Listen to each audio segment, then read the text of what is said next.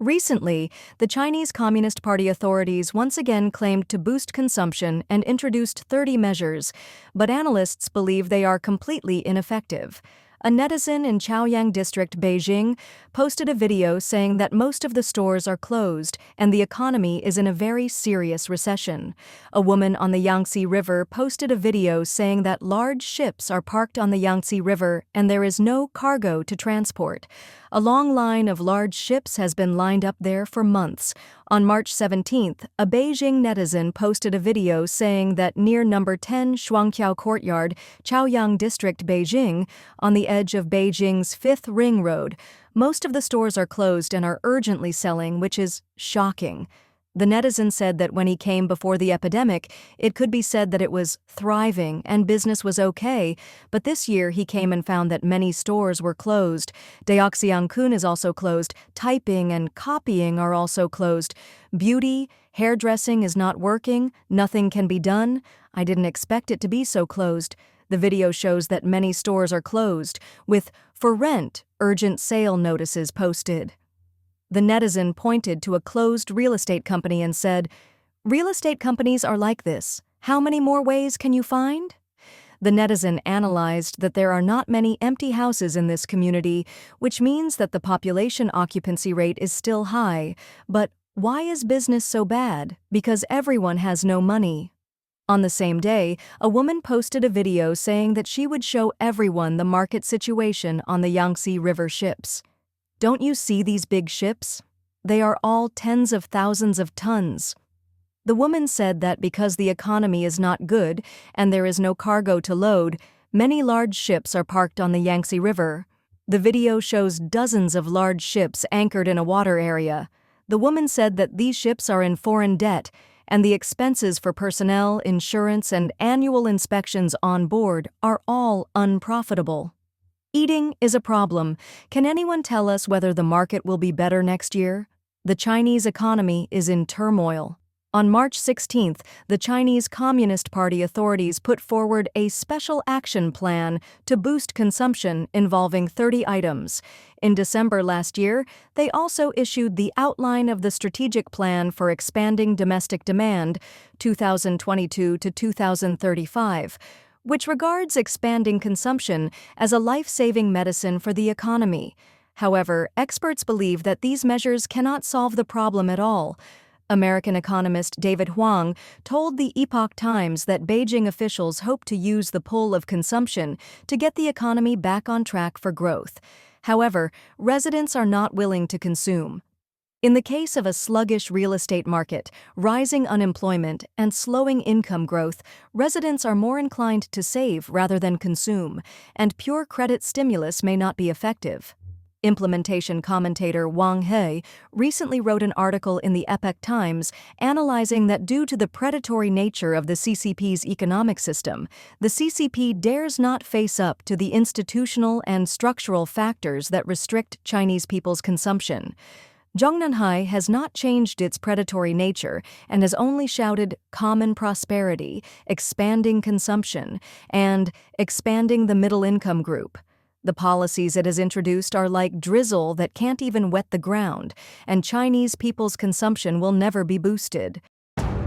China's banking industry is in crisis. 307 large and small banks have disappeared in the past 3 years. China's economy continues to deteriorate, all industries are struggling, and the mainland banking industry is also in crisis. According to statistics, there were 195 disappeared bank legal entities in 2024, and 307 banking institutions have withdrawn from the market in the past 3 years. On the morning of March 17 this year, the National Financial Regulatory Bureau of the Communist Party of China released the latest data showing that as of December 31, 2024, there were 4,295 existing banking financial institutions in China. According to the mainland Kailian news agency, official data shows that at the end of 2021, there were 4,602 banking financial institutions. At the end of 2022, there were 4,567. And at the end of 2023, there were 4,490. This means that between 2022 and 2024, 307 banking institutions disappeared. Among them, 195 banking financial institutions withdrew in 2024. In terms of the number of withdrawals, this has set a new high in the past 3 years. The report stated that these disappeared banks are mainly rural commercial banks, rural credit cooperatives, and village banks. According to incomplete statistics, in 2024, a total of more than 75 village banks were merged and absorbed, and more than 55 village banks were acquired and will be absorbed and merged later. A banking analyst at a securities company said, "I believe that a large number of small banks will be absorbed and merged this year." According to the announcement of Henan Rural Commercial Bank, a total of 25 institutions, including Henan Rural Commercial United Bank and rural commercial banks, rural credit cooperatives, in Zhengzhou, Xinjiang, Puyang, and Jiyuan, as well as Xingyang Lifeng Village Bank, were merged to establish Henan Rural Commercial Bank. This means that 24 banking financial institutions lost their legal entity status. In addition, the approval of the establishment of Inner Mongolia Rural Commercial Bank also means that 119 banking institutions lost their legal entity status. As of February 26 this year, 37 banks had been merged or dissolved in 2025, while only 2 banks were merged or dissolved in the same period last year. At the end of December 2024, data from the Financial Stability Report 2024, released by the People's Bank of China, showed that at the end of 2023, the central bank conducted financial institution ratings on 3,936 banking institutions. According to the rating results, there were 357 red zone banks, among which rural cooperative institutions, including rural commercial banks, rural cooperative banks, and rural credit cooperatives, and village banks accounted for a relatively high proportion of red zone banks. Institutions marked as red zones are at higher risk. Additionally, from a regional distribution perspective, Liaoning canceled 41 banks, Hebei canceled 36, Xinjiang canceled 25, and Hainan canceled 20. Since the data officially released by the Chinese Communist Party is usually watered down, the number of high-risk banks may far exceed the officially reported figures. Wang Jisheng, Secretary General of the China Asia-Pacific Elite Exchange Association, told NTD in January this year that these small and medium-sized banks were reorganized or dissolved, likely because the Chinese Communist Party was trying to digest the overall financial systemic crisis caused by real estate during this period. To some extent, this also reflects that the economic crisis and pressure have reached a boiling point, forcing authorities to use this extremely rapid method to merge or eliminate these small and medium-sized banks. Wang Jisheng stated that the CCP's invisible local debt cannot be resolved, as it is tied to the real estate bubble and the inability to recover loans. These factors will create financial time bombs in banks, further leading to a financial crisis.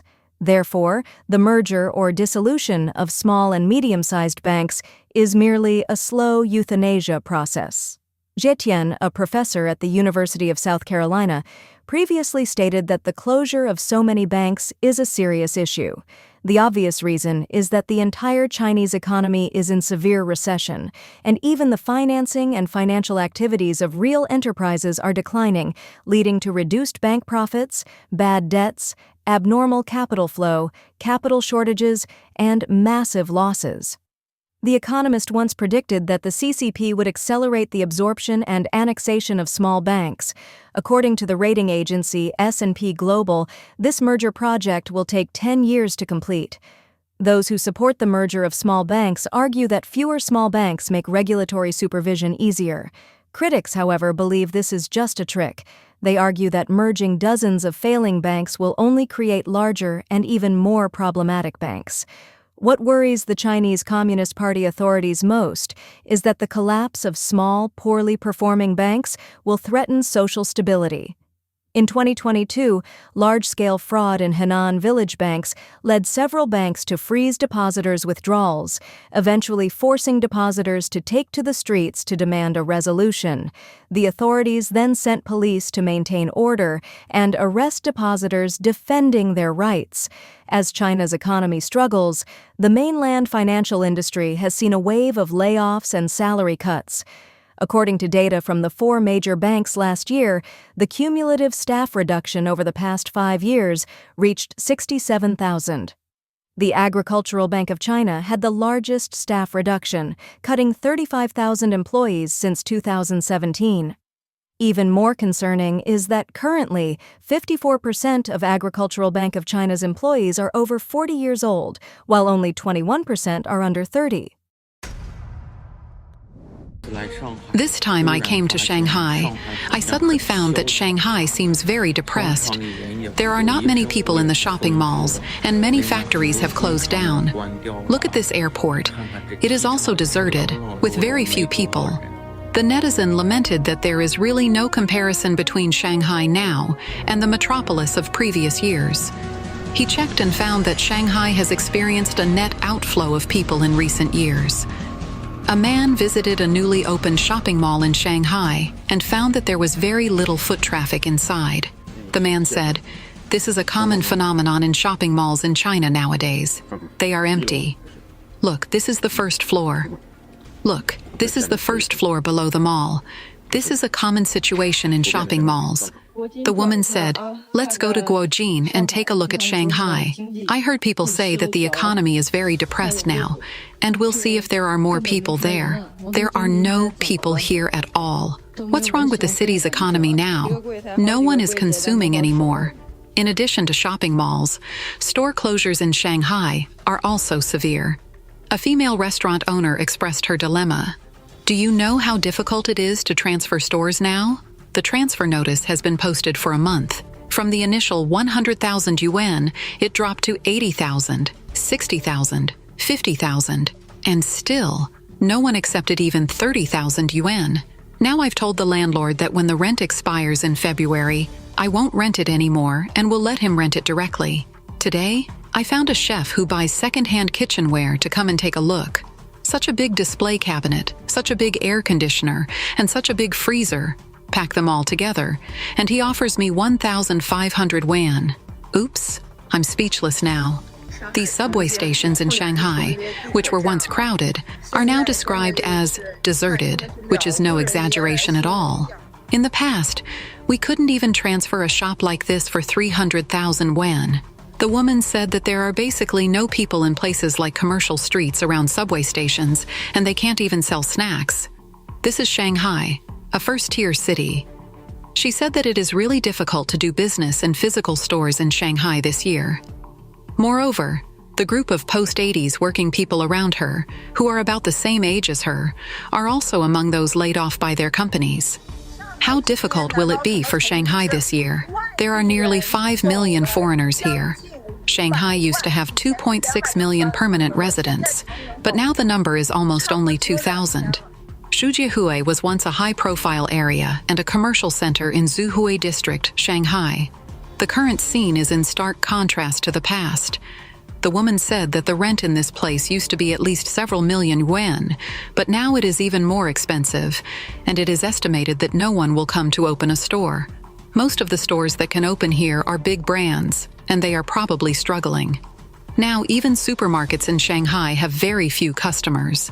China's economy has almost completely deteriorated, and this number is shocking. From January to July 2024, among the 31 provincial administrative regions in China, except for Shanghai with a surplus of 70.3 billion yuan. The local finances of other provinces are in deficit, and the number of provinces with a fiscal deficit of more than 100 billion yuan is as high as 23. Even the fiscal deficit of Beijing, the political center of the Communist Party of China, is as high as negative 92.25 billion yuan.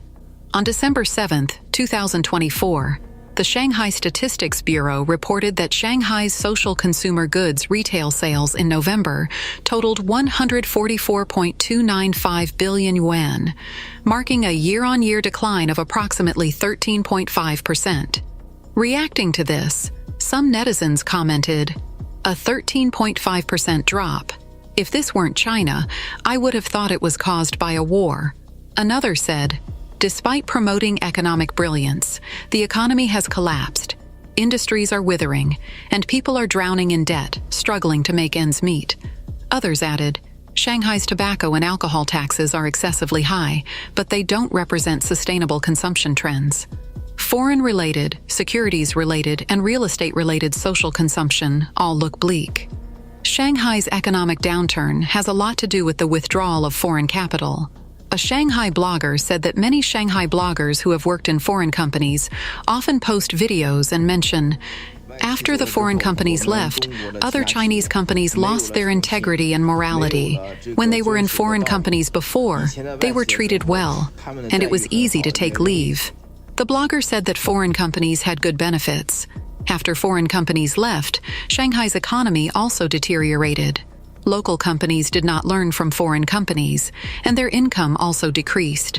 Previously, as an international metropolis, Shanghai often saw foreigners.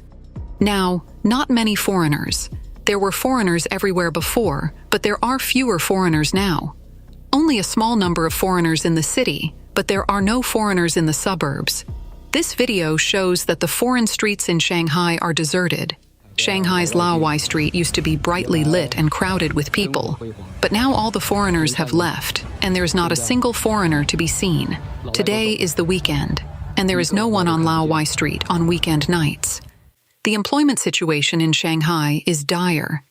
This is the feeling of a blogger after spending 2 days in Shanghai. Let me tell you how difficult the employment situation is this year. Even if someone works at the Oriental Pearl behind me, they only earn 5,000 yuan. It is becoming increasingly difficult to find a job now. Everyone is scrambling for jobs that pay 4,000 to 5,000 yuan a month. Now, college students in Shanghai can't find jobs. The blogger said that he heard from someone that a company wanted to hire a conference room attendant for about 4,000 to 5,000 yuan a month. Unexpectedly, they received more than 500 resumes, many of which were from undergraduates, and even 2 were from master's degree holders. Now even master's degree holders in Shanghai can't find jobs. This is a scene of an unemployed Shanghai college student crying on the subway. A freshly graduated college student talked about their difficult experience finding a job. The woman said, "I want to know if I can still find a job in Shanghai this year. Boss Xi'an has been useless. Either they read the message but didn't reply, or they received the resume but didn't respond." The man said, "Why do I feel that the economy in Shanghai is worse than in second and third tier cities? In the past 2 years, almost everyone working around me has been laid off. Some haven't found a job for almost 2 years. Some have simply returned home." The woman said, "Where can I find a job with a normal salary in Shanghai? I have interviewed with countless companies these past 2 days, including positions as a director, operations, and sales AE. After the interviews, all of them offered 6,000 yuan before tax. My God, after deducting taxes, there is only a little over 4,000 yuan left. Can you really live in Shanghai on that? I used to think everyone in Shanghai earned at least 10,000 yuan a month, but now they tell me 6,000 yuan. My God, this is too scary, too scary."